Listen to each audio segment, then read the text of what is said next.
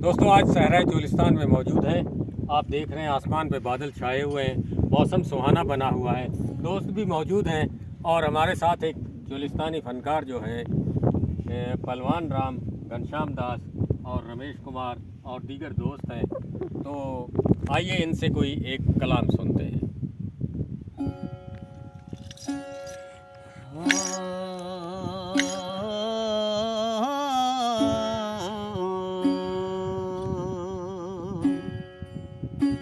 दिल बर अज दीदार विखाया निसर निर्वार थिया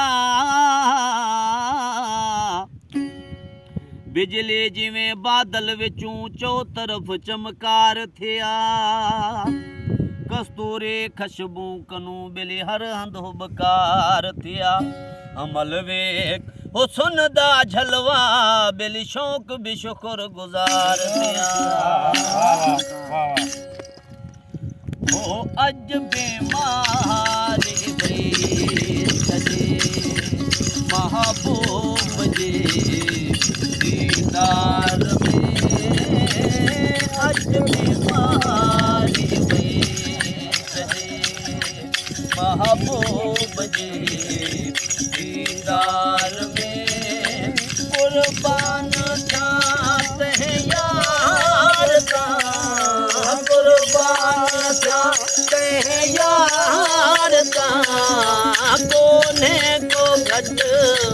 इकरार में अज बीमारी भई सजे महबूब जी दीदार में अज बीमारी भई सजे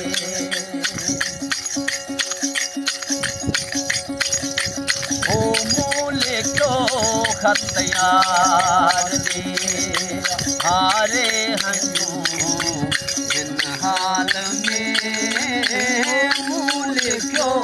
खतयार दे हारे हंजू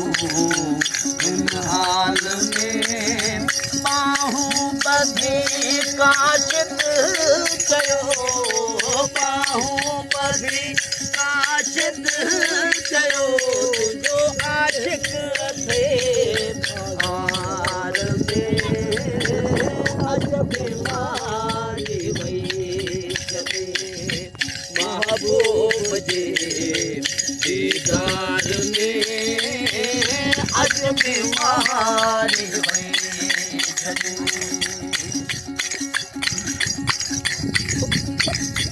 ओ मोए का पो महबूब जे कर ये अचे मुझे मता मोए का पो महबूब जे कर ये अचे मुझे मता यकदम उठी सजदो कया यकदम उठी सजदो कया तोड़े हो जा मदहार में अज बीमारी भई सजे महबूब जे दीदार में अज बीमारी भई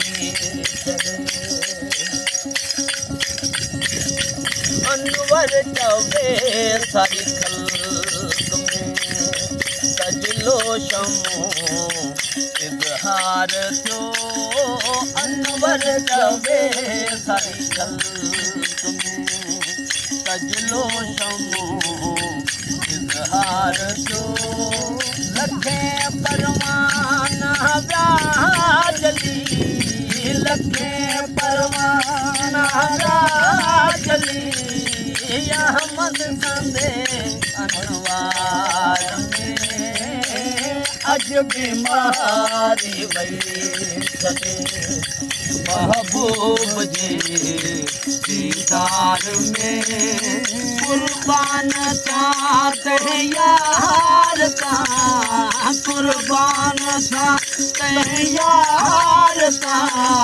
कोने को घट इकरार में अजब बीमारी भई चले महबूब जी दीदार में अजब बीमारी भई चले